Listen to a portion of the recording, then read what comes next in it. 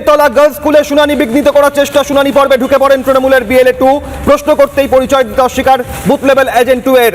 শুনানি কক্ষ থেকে বের করে দেওয়া হয় তাকে। সংবাদ মাধ্যমকে দেখেই বাইক নিয়ে চম্পট তৃণমূলের বুথ লেভেল এজেন্ট 2। ওই ব্যক্তি তৃণমূলের বিএলএ 2, জানান স্থানীয় কাউন্সিলর। ভোটারদেরও ভুল বোঝাচ্ছে তৃণমূল। সব মিলিয়ে শুনানি প্রক্রিয়া বিঘ্নিত করার, বানচাল করার চেষ্টা। হুগলি, বর্ধমান, মেদিনীপুর আর এবার শহর কলকাতায় বেলতলা গার্লস স্কুলের ছবি আপনাদের সামনে। শুনানি পর্বে ঢুকে পড়েন তৃণমূলের বিএলএ 2। প্রশ্ন করতেই পরিচয় দিতে অস্বীকার বুথ লেভেল এজেন্ট 2 এর। শুনানি কক্ষ থেকে বের করে দেওয়া হয় তাকে। নির্বাচন কমিশনের স্পষ্ট নির্দেশ, শুনানি প্রক্রিয়ায় ইআরও, এইআরও থাকবেন। আরে আমি বেরিয়ে নেব না। না, আপনি তো গেলে, আপনি তো কথা বলেন ডিওর সঙ্গে, আমি তো দেখলাম। আপনাকে তো বেরিয়ে যেতে বললো। আপনাকে কেন বার করে দেওয়া হবে?